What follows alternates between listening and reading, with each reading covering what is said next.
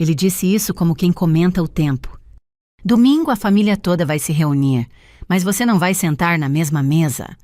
Eu fiquei em pé na cozinha com a sacola do mercado ainda na mão, sentindo o sangue descer do rosto. Eu esperei ele rir, fazer uma brincadeira ruim, pedir desculpa. Mas ele só abriu a geladeira e pegou uma cerveja. E foi aí que eu entendi não era piada, era recado. Eu tinha voltado de Campinas naquela tarde exausta, mas até feliz.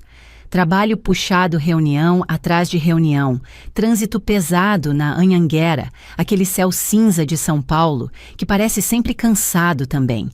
Ainda assim, eu estava com aquela sensação boba de finalmente em casa. No caminho, eu parei numa doceria e comprei um bolo pequeno de coco queimado. Minha sogra gostava. Eu não comprava para agradar por obrigação. Eu comprava porque eu quis, porque por muito tempo eu tentei ser a mulher que une, que acalma, que faz a casa ficar leve. Quando entrei, ele estava no sofá, mexendo no celular, o polegar rápido demais. A televisão ligada sem som. Um silêncio estranho dentro do nosso apartamento. Cheguei eu, disse. Ele levantou os olhos, sorriu só com a boca e voltou para o celular.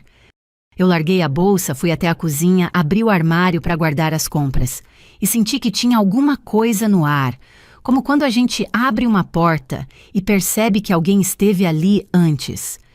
Você tá bem? Eu perguntei. Normal, ele respondeu sem olhar. Eu respirei fundo. Eu tinha aprendido a não forçar conversa quando ele vinha com aquele jeito. Eu só queria um banho, jantar, dormir. E domingo seria o almoço em família, um churrasco na casa da mãe dele, como sempre. Só que ele me cortou antes de eu terminar meu pensamento. Sobre domingo.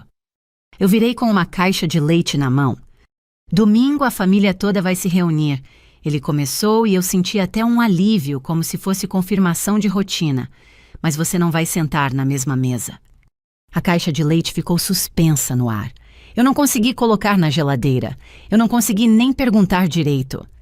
Como é? Ele tomou um gole e depois limpou a boca com o dorso da mão. O gesto mais banal do mundo, como se estivesse falando de trocar o filtro da pia. É o dia da minha mãe. Vai ser especial. Eu não quero clima. Clima. Eu repeti e a palavra saiu fina, quase ridícula. Que clima eu faço? Ele soltou o ar irritado. Você sabe como é, você se incomoda fácil. Faz cara, responde atravessado. Meu estômago virou de um jeito físico. Eu senti uma pontada que não era só emoção, era humilhação.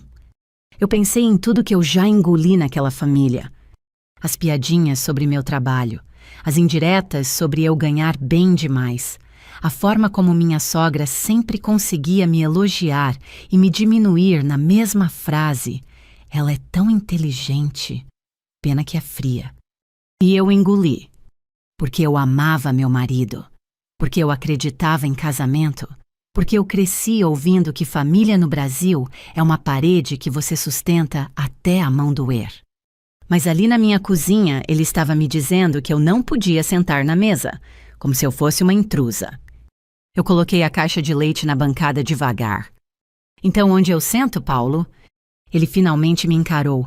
Os olhos dele tinham pressa. Não era raiva, era medo de discussão, medo de me ouvir. Você nem precisa ir. Eu senti meu rosto esquentar. Você tá me mandando não ir? Eu tô evitando confusão. Ele respondeu rápido. Domingo é para minha mãe. Não faz a família passar vergonha. A frase bateu em mim como um tapa. Passar vergonha. Como se eu fosse um risco, uma mancha.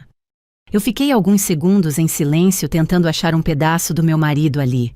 Aquele homem que anos atrás tinha segurado minha mão no cartório e prometido que eu nunca mais ia me sentir sozinha. Eu procurei. Não achei. O celular dele vibrou em cima do sofá. Ele pegou na hora como reflexo, e foi aí que eu vi o nome na tela Mãe. Ele leu alguma coisa e o maxilar dele travou. Não demorou nem 2 segundos. Ele colocou o telefone de lado sem me mostrar. Mas eu já tinha entendido. Meu celular vibrou logo depois em cima da mesa. Eu olhei a tela.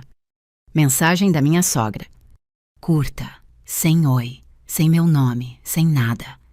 Não venha, a lista já está fechada. Eu li 2 vezes, 3. A lista. Como se fosse um evento. Como se eu tivesse que ser aprovada. Como se eu fosse uma pessoa que entra ou não entra conforme o humor dela. Eu levantei os olhos devagar. Paulo estava olhando para o chão como um menino que aprontou e prefere não encarar o estrago. Eu senti uma lágrima querendo nascer, mas eu engoli. Porque chorar na frente deles seria dar a eles a vitória que eles queriam me ver pequena. Eu peguei o bolo de coco queimado e abri a geladeira. Coloquei lá dentro com um cuidado quase absurdo. Você vai mesmo fazer isso comigo? Eu perguntei à voz baixa. Ele respondeu com um tom que eu conhecia, o tom de quem se justifica antes de ser acusado. Eu tô tentando proteger todo mundo. Proteger quem eu soltei sem gritar. Sua mãe, você ou ela. Ele congelou. Foi uma reação mínima, um microsegundo de susto, mas eu vi e eu senti meu coração afundar. Do que você tá falando? Ele perguntou rápido demais. Eu cheguei mais perto, não encostei nele, só fiquei de frente firme. Eu sou sua esposa e vocês estão me tratando como se eu fosse um problema. Ele apertou a garrafa com força, os dedos brancos. Não começa, por favor, ele disse. Hoje não. Aquilo foi o último empurrão. Eu fui até o nosso quarto, abri o armário, peguei uma mala pequena. Ele veio atrás nervoso. Você vai fazer drama agora? Eu ri sem humor, uma risada seca curta. Drama é você me expulsar da sua vida e chamar isso de domingo especial. Eu comecei a colocar roupas básicas, camisas, calça, um blazer. Eu não estava fugindo, eu estava me retirando e havia diferença. Eu abri a gaveta e peguei meus documentos. CPF, RG, cartão do banco, o token reserva que eu usava para autenticação do trabalho. Peguei meu notebook. Paulo ficou parado na porta. Você vai para onde ele perguntou? Para onde eu ainda posso respirar. Ele tentou segurar meu braço. Eu puxei de volta sem violência, mas com um olhar que fez ele soltar. Não me toca. A voz saiu fria e eu mesma me assustei com isso. Eu passei por ele e fui até a sala. Peguei minha bolsa. Antes de sair, eu olhei pela última vez aquele apartamento onde eu tinha planejado o futuro, onde eu tinha imaginado filhos, onde eu tinha acreditado que amor era suficiente. Ele ainda estava lá parado como se eu fosse exagerada. Eu abri a porta. Laura, ele me chamou. Eu virei o rosto só um pouco. Ele parecia querer dizer algo, qualquer coisa que me segurasse, mas no fim só soltou o mesmo argumento de sempre. Não transforma isso numa guerra. Eu encarei. Eu não transformei nada. Vocês que transformaram meu lugar em uma cadeira vazia. E saí? Eu peguei um Uber e fui para um estúdio em Pinheiros que eu tinha alugado há meses, para quando eu precisava ficar perto de uma reunião cedo. Era pequeno, limpo, silencioso demais. O tipo de silêncio que grita. Eu joguei a mala no chão, sentei na beira da cama e fiquei olhando para o nada. A cidade lá fora seguia viva e indiferente. Carro passando, gente rindo na rua, alguém chamando o motoboy no portão. Eu devia estar com raiva, e eu estava. Mas antes da raiva veio o luto. Luto pelo homem que eu achei que eu tinha. Eu lembrei de um domingo antigo no começo do casamento, quando minha sogra me puxou na cozinha e disse: "Você é uma bênção na nossa família." Eu lembro de ter acreditado. Lembro do calor daquela frase. Agora ela me mandava não ir, porque a lista já estava fechada. Eu respirei, fui até a pia, lavei o rosto. Passei um batom leve por reflexo, como quem se lembra que ainda é alguém. Meu celular vibrou de novo. Eu pensei que fosse ele, ou ela. Mas era um aviso do banco. Eu abri o aplicativo. E vi um Pix recente marcado como agendado, com uma descrição que não fazia sentido na minha vida. Reserva, Bruna A. Meu dedo ficou parado sobre a tela. Bruna. Eu não conhecia nenhuma Bruna. E naquele segundo, tudo que parecia só humilhação de família ganhou outra forma. Não era só sobremesa. Era sobre dinheiro. Era sobre nome. Era sobre uma coisa que eu ainda não tinha enxergado, mas que já estava acontecendo por trás de mim. Eu fechei o aplicativo devagar. E pela primeira vez naquela noite eu senti medo de verdade. Não de ficar sozinha, mas de descobrir quem eu estava casada. Eu passei aquela madrugada com o celular na mão e o coração apertado. Eu olhei o nome no Pix umas 20 vezes, como se encarando o tempo suficiente ele fosse se transformar em algo conhecido. Reserva, Bruna A. Reserva de quê? E por que reserva tinha passado pelo nosso dinheiro? Eu tentei respirar do jeito que eu aprendi em reunião difícil, do jeito que eu faço quando um cliente está gritando do outro lado da mesa e eu preciso continuar firme. Só que ali não era cliente. Era minha casa. Meu casamento. Meu nome. Eu abri o extrato detalhado. O valor não era alto. Mas o padrão me incomodou, não parecia pagamento por algo do dia a dia. Parecia teste. Como quem abre uma porta só um pouquinho para ver se ela range. Eu cliquei em detalhes. O aplicativo mostrava a chave do destinatário parcialmente oculta. Nada que resolvesse sozinha. Eu sabia disso. Então eu fiz o que eu sempre faço quando alguma coisa não fecha, eu parei de imaginar e fui atrás da prova. De manhã cedo eu desci para comprar café. Pinheiros ainda estava acordando. Entregadores passando uma senhora lavando a calçada, o cheiro de pão de queijo vindo de uma padaria pequena na esquina. O mundo tinha uma normalidade quase cruel. Eu peguei um café preto, voltei para o estúdio, sentei com o notebook na mesa e abri tudo o que podia abrir sem entrar em paranoia. Primeiro extratos. Depois nossas contas conjuntas. E por último, por instinto, GovBR. Eu não sou paranoica, eu não fico mexendo nisso.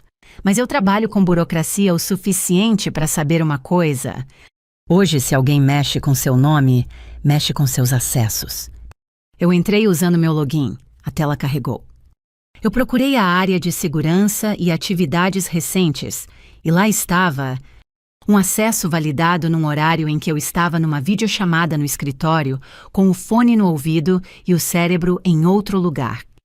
Eu fiquei olhando aquele registro como se fosse um bilhete de ameaça, porque eu não lembrava de ter autorizado nada.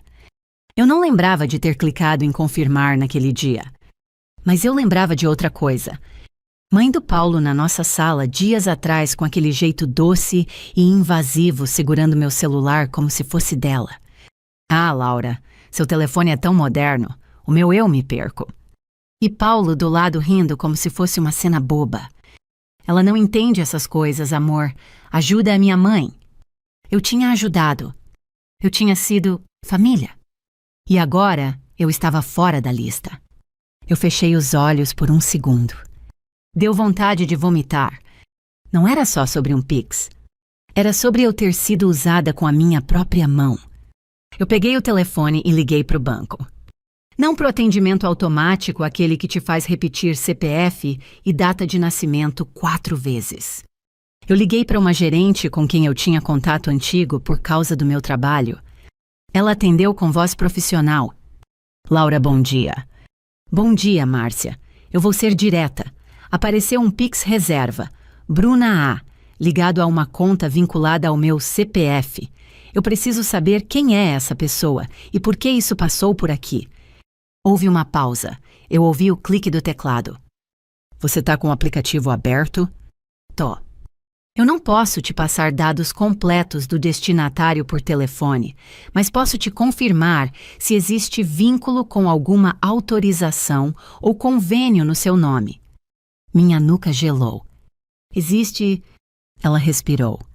Existe uma movimentação associada a um cadastro, que parece ter sido feito usando uma autorização digital. E isso tá, no mínimo, estranho. Eu segurei o celular com mais força. Autorização digital tipo o quê? Tipo validação via GovBR? Eu não falei nada, porque se eu falasse, eu ia tremer a voz. Ela continuou.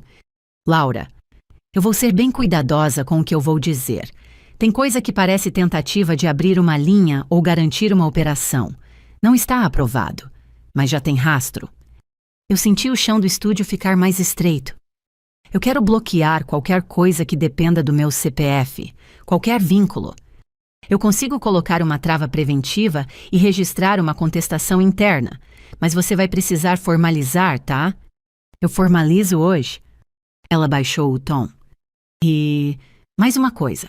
Você já olhou seu Serasa? Eu engoli seco. Ainda não. Olha, só para você ter certeza do que está acontecendo. Eu desliguei e abri o Serasa no mesmo instante. Meu coração batia como se eu estivesse subindo uma escada correndo. A plataforma carregou. Eu fui direto em consultas e movimentações. Não tinha dívida. Não tinha negativação. Mas tinha um aviso discreto, quase educado. Nova análise de crédito registrada recentemente. Eu fiquei parada olhando sem piscar. Nova análise. Em nome de quem? Pra quê? Eu rolei mais. E vi a data. Era a mesma semana em que minha sogra tinha vindo tomar café. A mesma semana em que ela segurou meu celular com as unhas bem feitas. A mesma semana em que Paulo disse: "Amor, só confirma pra minha mãe rapidinho." E eu confirmei. Com a pressa de quem confia. Com a inocência de quem acha que família não vira armadilha. Eu senti uma raiva subir, mas não era aquela raiva que te faz gritar. Era a raiva fria que te deixa lúcida. Eu peguei o notebook e comecei a salvar tudo. Print do Pix. Print da análise. Print do registro do GovBR. Eu criei uma pasta com o nome simples Provas. E aí eu fiz uma coisa que eu não fazia há anos. Eu liguei para alguém que eu sabia que não ia me consolar com frases vazias. Eu liguei para Camila. Minha amiga desde a faculdade. A única pessoa que quando eu digo aconteceu algo não pergunta, mas você tem certeza. Ela pergunta onde está a prova. Laura, ela atendeu rápido. Eu acho que a família do Paulo está usando meu CPF. Silêncio, um silêncio pesado. Depois ela falou firme. Respira, você tá segura? Eu tô num estúdio. Ótimo, não volta pra casa. Não agora. Eu senti meu olho arder, não de choro, de exaustão. Eu não entendo por que ele deixou isso acontecer. Camila soltou um riso sem humor. Porque é mais fácil sacrificar você do que enfrentar a mãe dele. Laura, tem homem que é casado com a mãe e só mora com a esposa. Eu fechei os olhos. Era duro ouvir, mas era real. E agora eu perguntei. Agora você faz o que você sempre fez no trabalho. Documenta a trava e age com estratégia. Você já falou com o advogado? Ainda não. Fala, hoje. Eu tinha um contato que eu evitava usar porque parecia coisa grande demais para uma vida comum. Mas minha vida tinha acabado de ficar grande demais. Eu mandei uma mensagem curta. Doutor Renato, preciso falar com urgência. Questão envolvendo uso indevido de CPF e autorização digital. Ele respondeu em 5 minutos. Pode me ligar agora? Eu liguei. A voz dele era calma e experiente, daquelas que já viu gente cair e levantar. Laura me explica do começo. Eu contei tudo em poucas frases. A humilhação do domingo, a mensagem da sogra, o Pix com nome desconhecido, a análise de crédito. Eu não dramatizei, eu não precisei, os fatos sozinhos já eram feios. Ele ficou em silêncio por um instante. Você não tem filhos com ele, né? Não. Ótimo. Menos um vínculo para te prender. Eu senti o estômago embrulhar porque ouvir isso doía, mesmo sendo prático. Agora escuta, você vai fazer 3 coisas hoje.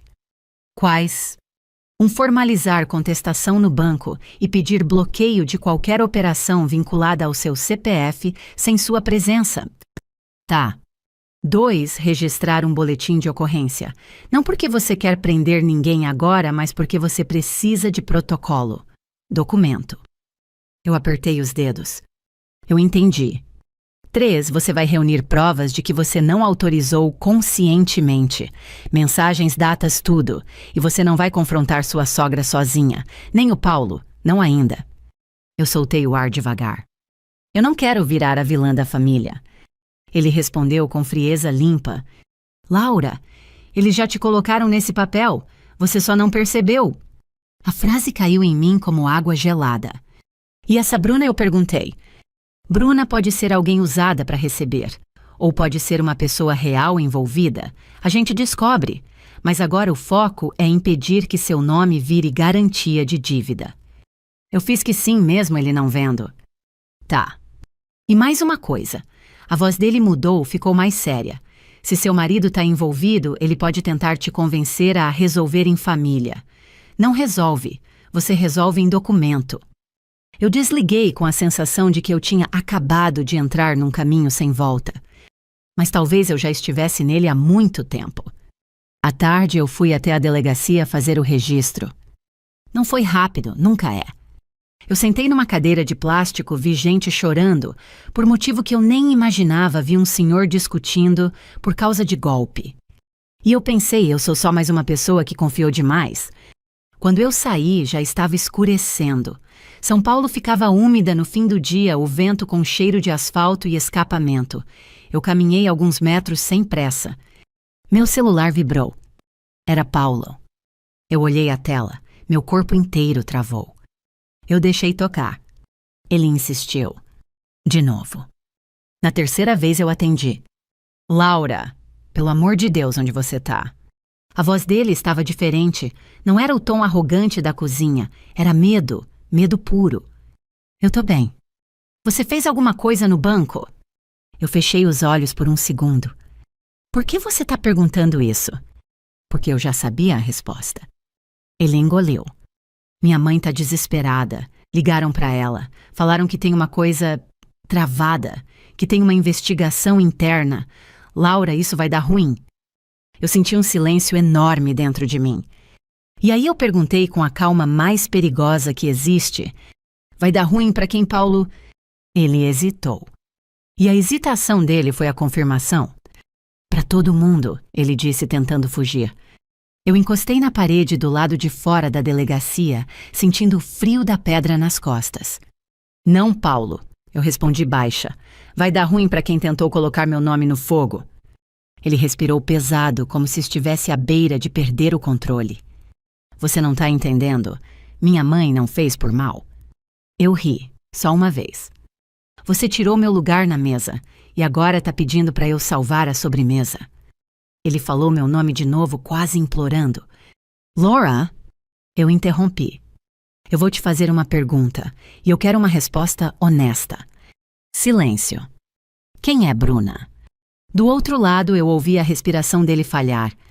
E antes que ele respondesse, eu ouvi uma voz feminina ao fundo gritando no telefone dele. Não era a mãe dele. Era mais jovem, mais firme. E ela disse bem alto, como se estivesse dentro da minha cabeça. Paulo fala pra ela que foi só um empréstimo. Ela nem vai perceber. Meu sangue gelou. Paulo não falou mais nada. E eu soube naquele instante que eu não estava enfrentando só uma sogra. Eu estava enfrentando uma rede inteira de mentira. Eu não desliguei na hora. Eu fiquei com o celular encostado no ouvido, ouvindo o silêncio do Paulo do outro lado, aquele silêncio de quem foi pego no meio de uma mentira e não sabe qual mentira contar primeiro. Paulo eu chamei com a voz baixa. Ele respirou forte. Laura, eu posso explicar. Eu fechei os olhos por um segundo. A voz da mulher ainda ecoava na minha cabeça. Ela nem vai perceber. E não era só o que ela disse, era o jeito, a intimidade, a certeza. Como se eu fosse um detalhe. Como se eu fosse burra. Quem é ela? Eu perguntei. Ele demorou a responder, e aquela demora me queimou por dentro. É a Bruna. Eu senti o ar sair de mim de uma vez como se alguém tivesse apertado meu peito. Então era isso. A Bruna do Pix. A Bruna do empréstimo. A Bruna que falava do meu dinheiro como se fosse dela. Eu engoli seco. Ela está aí com você agora. Ela tá ajudando minha mãe com umas coisas. Ele falou rápido, tentando ajeitar a frase como quem arruma um vaso quebrado. Não é o que você tá pensando. Eu apoiei a mão na testa. O frio da noite parecia entrar pelo meu osso. Paulo, eu ouvi. Eu ouvi ela mandando você me convencer a aceitar um empréstimo no meu nome. Não foi no seu nome, ele respondeu quase gritando. Foi na conta Laura. Foi uma reserva, um valor pequeno. Eu ia repor. Eu fiquei em silêncio. Porque era aí que a raiva virava algo mais perigoso, lucidez. Você ia repor Antes ou depois de eu virar a culpada quando isso explodisse. Não explode, ele insistiu. É só um aperto. Eu abri os olhos e olhei para a rua. Um motoboy passou buzina curta. A cidade continuava normal. E no meio dessa normalidade, meu casamento estava sendo usado como ferramenta financeira. Você lembra quando eu te disse que eu tinha medo de virar como a minha mãe? Eu perguntei de repente. Ele calou.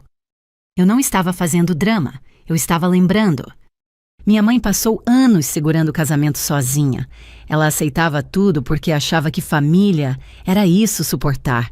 Até um dia, ela olhou no espelho e não se reconheceu mais. Paulo respirou impaciente. Laura, eu não vou ser isso. Minha voz saiu fria, mas firme. Você entendeu? Do outro lado, ele ficou alguns segundos quieto. E aí ele falou com a voz mais baixa: Você vai destruir minha mãe. Eu quase sorri, porque era assim que eles sempre faziam. Quando a gente se protege, eles chamam de destruição. Eu só vou impedir que ela destrua o meu nome, eu respondi. Boa noite, Paulo. E desliguei. No dia seguinte, eu acordei cedo, sem despertador. A ansiedade não deixa a gente dormir. Ela fica empurrando o corpo para cima como se dissesse: levanta, senão você perde o controle. Eu lavei o rosto, prendi o cabelo, coloquei uma roupa neutra. Não para ficar bonita, para ficar pronta. Eu abri o notebook e vi a pasta provas ali me esperando. Eu pensei em voltar para casa pegar mais coisas. Mas eu sabia que se eu entrasse naquele apartamento de novo, eu ia ver meu marido com a cara de vítima. E uma parte de mim ia querer acreditar.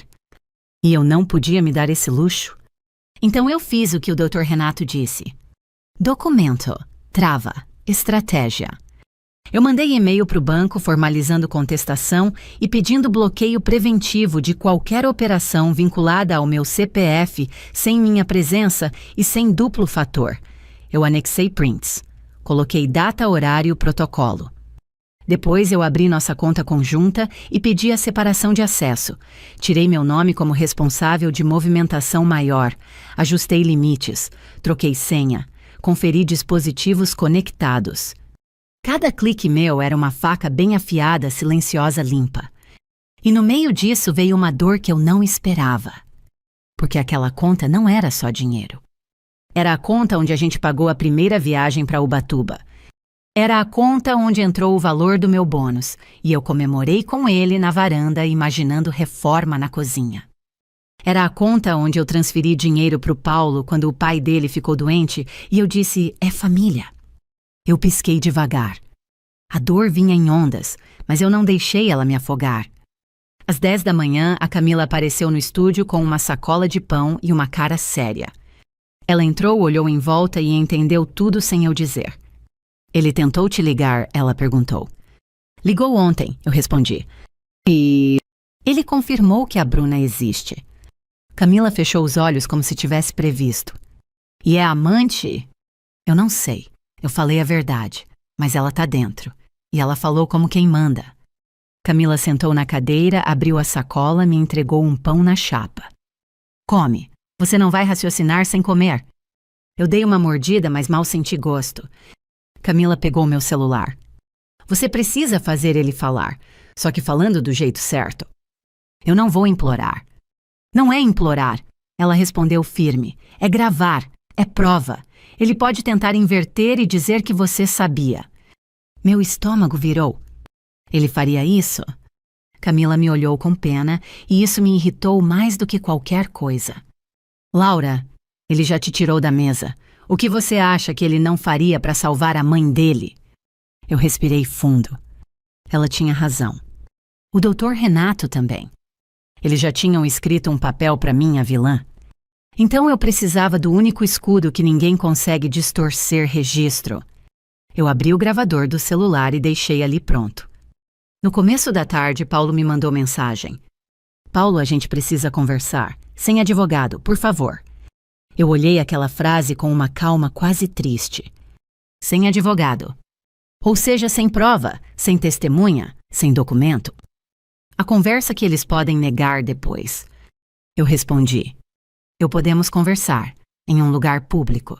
17 horas no café da Rua dos Pinheiros. Ele respondeu em segundos. Paulo tá. Eu senti meu coração bater forte. Não era medo dele. Era medo de mim mesma. De eu olhar para a cara dele e lembrar do homem que eu amei. De eu fraquejar. Então eu coloquei a armadura do jeito certo. Não dureza. Clareza. Às 5 da tarde eu cheguei no café.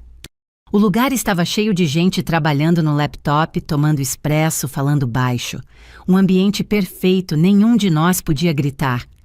Paulo já estava lá. Ele levantou quando me viu com um sorriso fraco, como se a presença dele fosse um favor. Eu sentei sem abraçar, sem beijo, sem gesto de casal. Ele ficou desconfortável. Você tá diferente? Ele comentou. Eu tô acordada, eu respondi simples. Ele passou a mão no cabelo. Estava suado, abatido. Os olhos dele tinham olheiras. Laura, eu juro que eu não queria isso. Eu não respondi. Só coloquei o celular com o gravador ligado dentro da bolsa, com o microfone voltado para ele. Paulo se inclinou. Minha mãe tá passando mal. Ela não dorme. Ela tá desesperada. E a Bruna não é o que você tá pensando. Eu ergui a sobrancelha. Então me diz o que é. Ele apertou os lábios. Ela é a pessoa que minha mãe contratou para ajudar com dinheiro, para fazer a empresa dela respirar. Só isso. E por que ela fala do meu CPF como se fosse dela? Paulo engoliu. Porque eu deixei. A frase caiu entre nós como um copo quebrando no chão. Eu senti meus dedos gelarem. Você deixou, eu repeti. Ele abaixou o olhar. Foi um empréstimo pequeno, só para fechar uma conta da empresa. Minha mãe ia devolver em 2 semanas. E por que meu nome? Ele abriu as mãos desesperado. Porque no nome da minha mãe, ninguém aprovava mais nada, Laura. Você sabe como funciona. Ela já tem restrição score baixo, esse tipo de coisa. Ela só precisava de uma ponte. Eu senti um nó na garganta. Então era isso. Eu era a ponte. Eu era a escada. Eu era o caminho que eles usariam até chegar do outro lado e depois me empurrariam para cair. Você me colocou como ponte sem me dizer. Eu falei devagar cada palavra bem limpa. Paulo tentou tocar minha mão. Eu puxei antes que ele encostasse. E o churrasco, eu perguntei. Por que me tiraram da mesa? Ele piscou confuso. Porque minha mãe não queria você lá. Ela disse que você ia desconfiar, ia fazer pergunta, ia estragar. Eu senti uma pontada de humilhação tão forte que quase me faltou ar. Então a solução foi me expulsar. Eu falei com calma, para eu não atrapalhar o golpe. Não foi golpe, Paulo levantou um pouco a voz e 2 pessoas olharam. Ele abaixou na hora. Foi uma saída. Eu inclinei o rosto. Uma saída para quem Paulo... Ele ficou mudo. E o silêncio dele foi uma confissão inteira. Eu respirei devagar. Não para me acalmar, eu já estava calma. Eu respirei para impedir meu corpo de tremer. Você me traiu com ela? Eu perguntei direto. Ele arregalou os olhos. Não, Laura, não, eu juro. Eu sustentei o olhar por 3 segundos. Ele parecia sincero, mas sinceridade não apaga o resto. Então me diz por que a voz dela estava no seu telefone como se ela mandasse em você. Paulo passou a mão no rosto derrotado. Ela tá pressionando minha mãe. Ela quer receber e minha mãe acha que você vai resolver porque você sempre resolveu tudo. Aquela frase doeu. Porque era verdade. Eu sempre resolvi. E é por isso que eles acharam que eu podia ser usada. Eu peguei a bolsa, levantei devagar.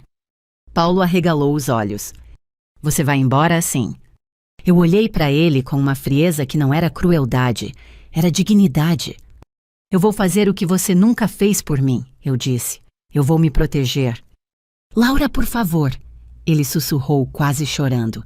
Desfaz isso, eu te imploro. Eu só perguntei uma última coisa.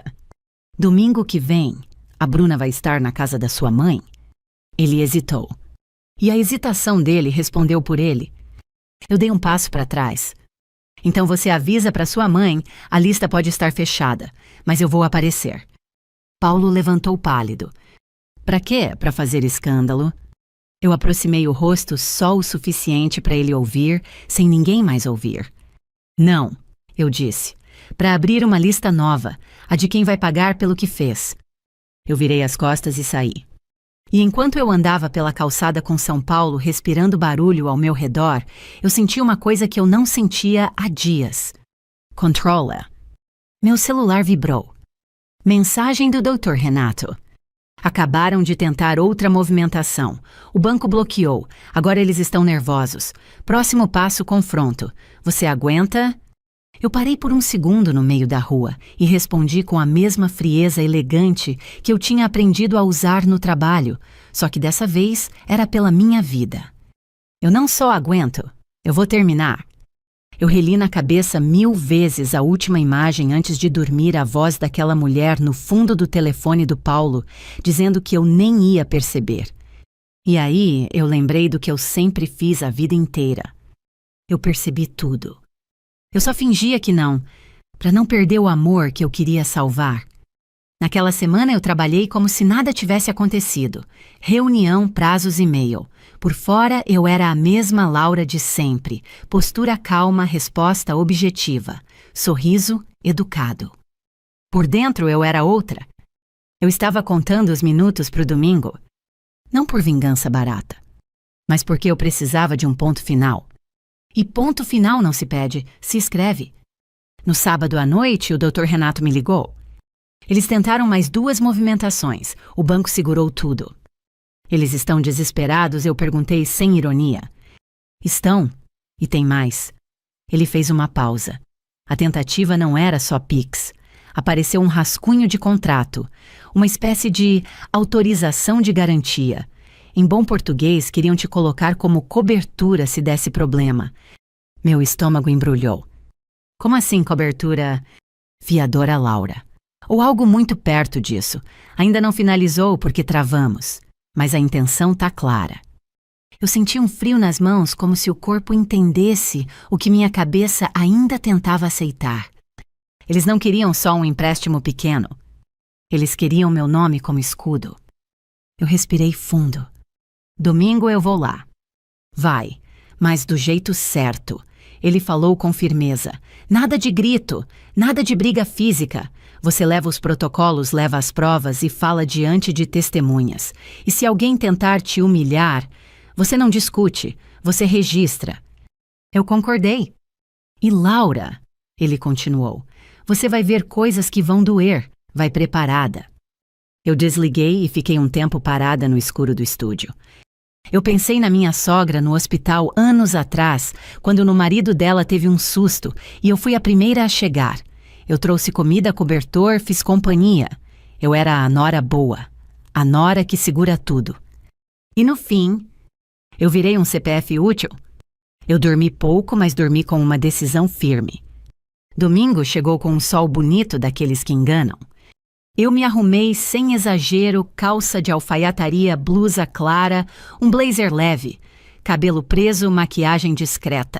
Não era look de guerra. Era look de alguém que não pede permissão para existir. No Uber, meu coração não acelerou por medo. Acelerou por luto. Porque eu sabia que depois daquele dia eu talvez nunca mais olhasse para Paulo do mesmo jeito. O portão da casa da minha sogra estava aberto.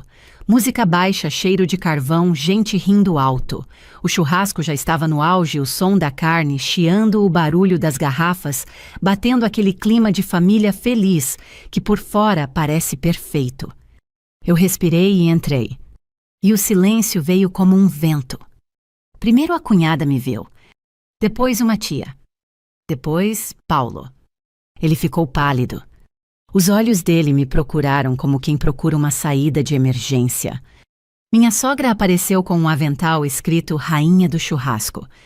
Ela me olhou de cima a baixo com uma tranquilidade cruel. Você veio, ela disse sem surpresa, como se tivesse me esperado só para me esmagar melhor. Eu sorri educadamente. Eu vim. Ela apertou os lábios.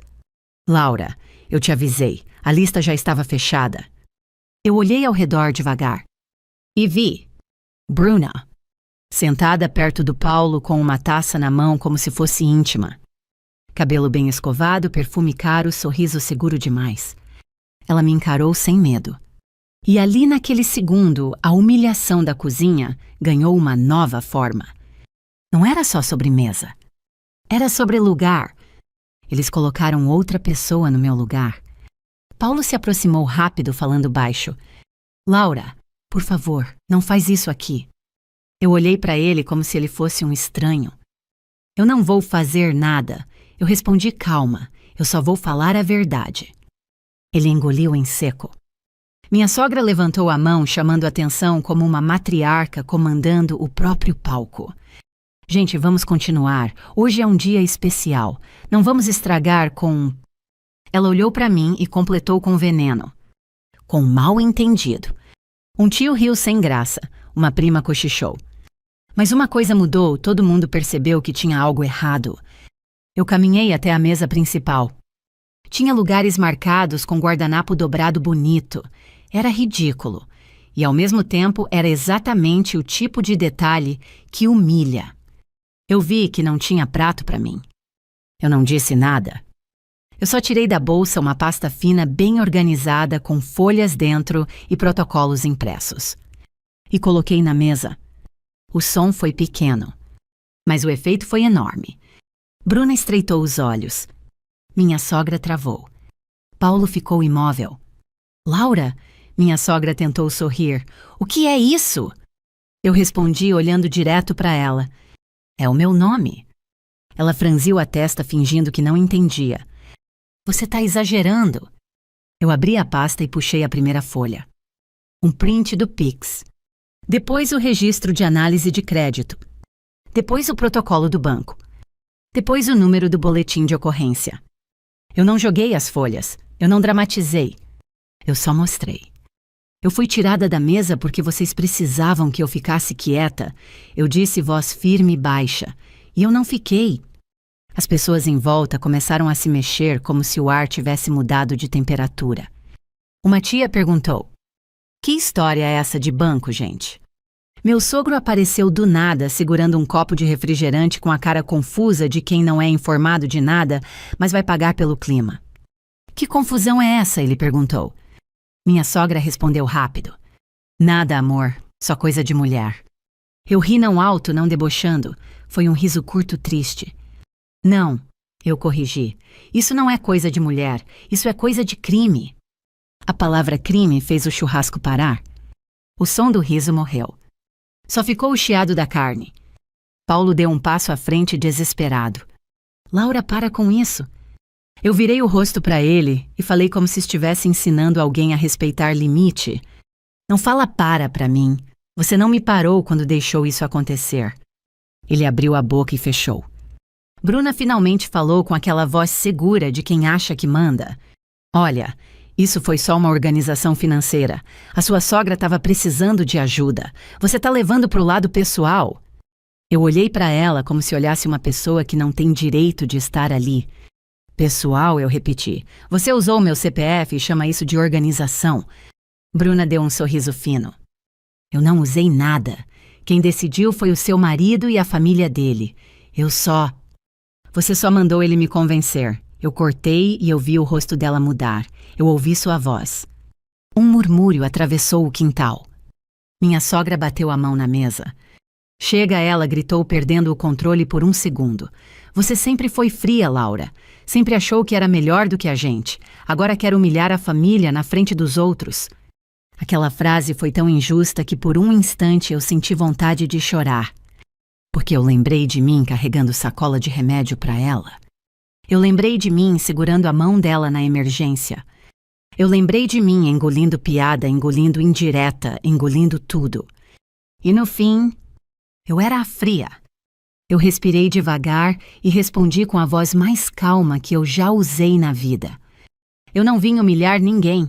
Eu vim impedir que vocês me enterrassem em dívida. Minha sogra começou a tremer, não de medo, de ódio.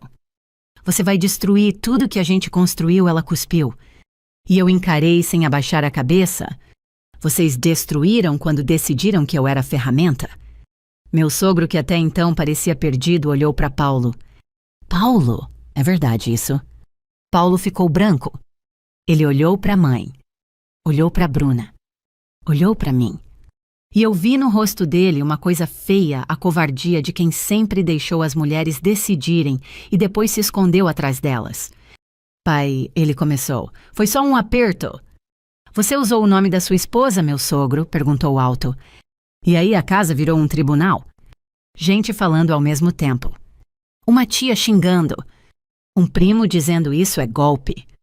Minha sogra gritando vocês não sabem de nada. Bruna levantando e dizendo que ia embora.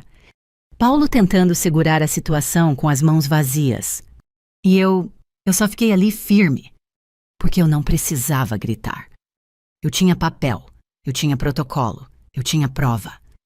Minha sogra avançou um passo apontando o dedo na minha cara. Você não tem coração? Eu senti o peito apertar. E respondi com verdade. Eu tenho, por isso eu aguentei tanto. Mas coração não serve para assinar dívida dos outros. Ela abriu a boca para gritar de novo, quando o celular dela tocou. Ela atendeu com pressa, achando que era alguém do banco para resolver. Mas a expressão dela mudou. Mudou de raiva para pânico. Ela ficou pálida. E eu ouvi de longe a voz do outro lado vazando. Senhora, aqui é do setor de compliance. Precisamos que a senhora compareça amanhã com documentação. Caso contrário, o caso segue... Ela desligou tremendo. Olhou para mim como se eu tivesse puxado o chão. E então Paulo fez a pior coisa possível.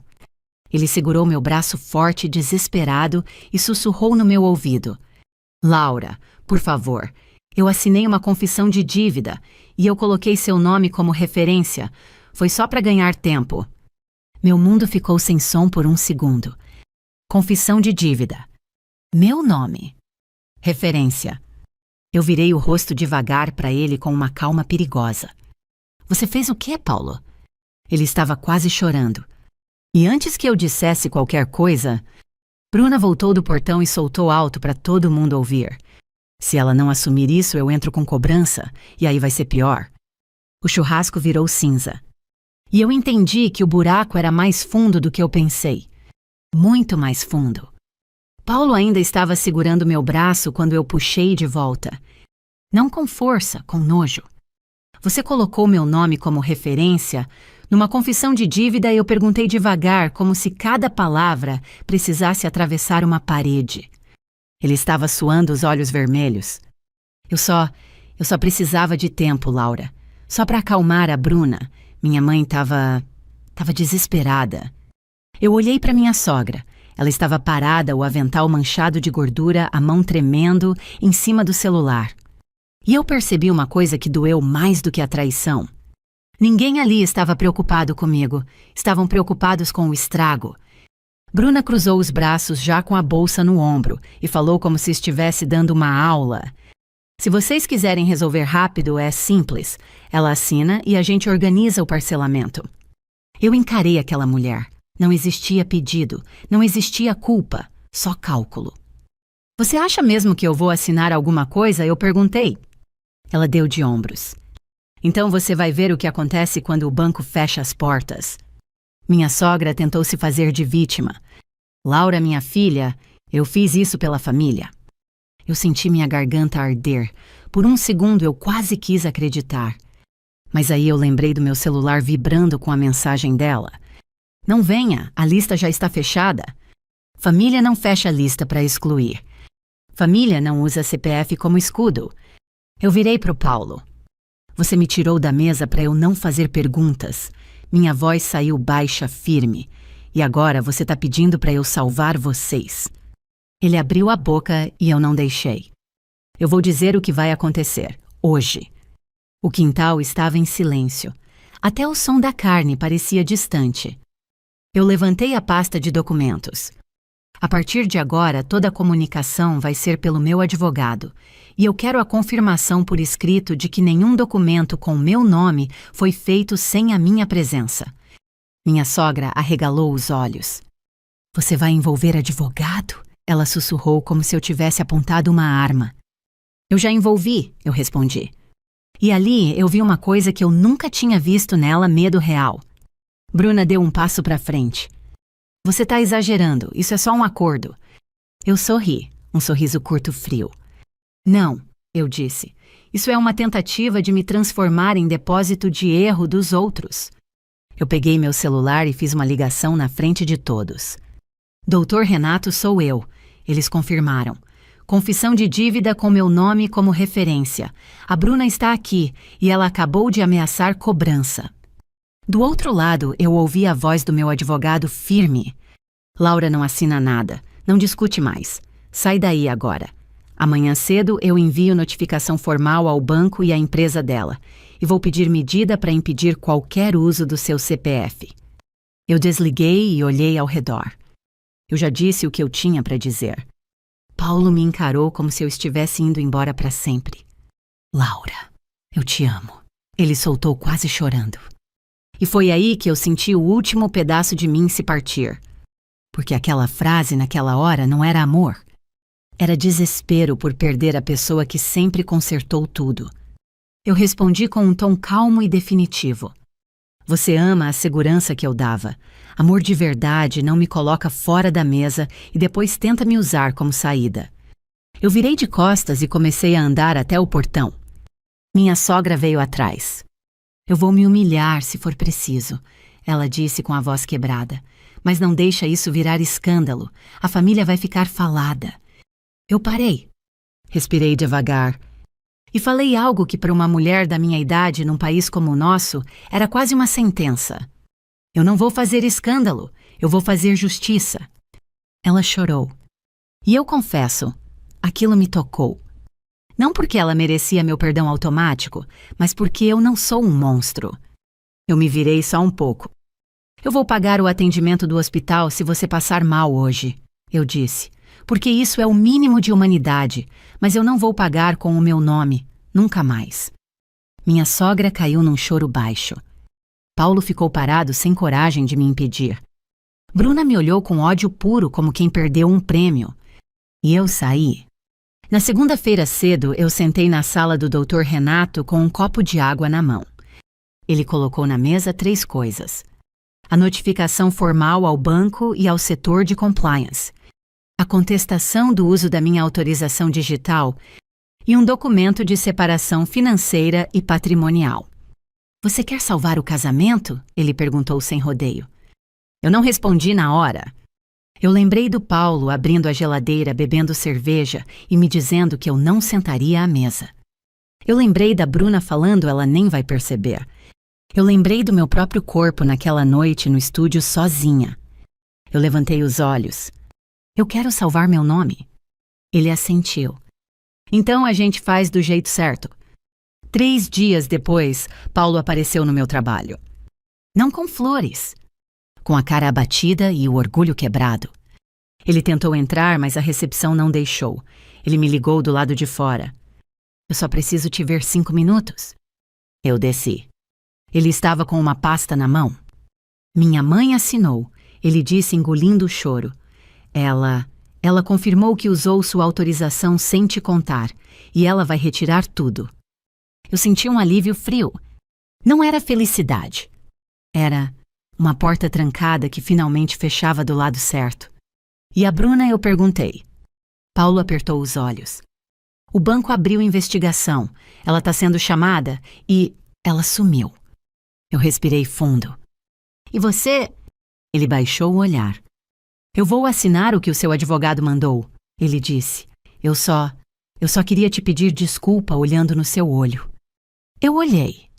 E vi um homem adulto finalmente sem mãe na frente, sem amante no fundo, sem desculpa pronta. Eu senti vontade de chorar, mas eu não chorei. Eu só disse... Desculpa não volta no tempo, Paulo. Ele sussurrou. Eu perdi você. Eu respondi com a frieza elegante que eu demorei anos para aprender. Você me perdeu no dia em que me colocou fora da mesa. Na semana seguinte eu voltei ao apartamento só para pegar o que era meu. Eu entrei e senti o cheiro do nosso antigo perfume no ar. Meu coração apertou, mas eu continuei. Peguei meus livros, minhas roupas, minhas coisas. Na cozinha eu vi o espaço onde eu tinha ficado parada com a sacola do mercado na mão. E eu não senti raiva. Eu senti clareza. Antes de sair, eu deixei um bilhete curto em cima da mesa. Sem ataque, sem drama. Só verdade. Eu te desejei família. Você me deu lista fechada. Hoje eu escrevo isso do meu próprio lugar com as chaves na minha mão. Um lugar simples, mas meu. E se você está me ouvindo de Portugal ou de qualquer país da União Europeia, eu quero que você guarde isso. O respeito pode ter sotaques diferentes, mas a humilhação tem o mesmo som em qualquer lugar. Eu não destruí uma família. Eu só me recusei a ser usada como escudo. E isso foi a minha vingança. Justa, silenciosa, inevitável. Se essa história te tocou, deixe um comentário aqui embaixo, nem que seja só uma frase. Às vezes a gente descobre que não está sozinho quando alguém escreve. Eu também passei por isso. E se você gosta de histórias onde a justiça chega fria, mas chega... Se inscreve no canal e fica comigo. Ainda tem muita verdade que precisa ser contada.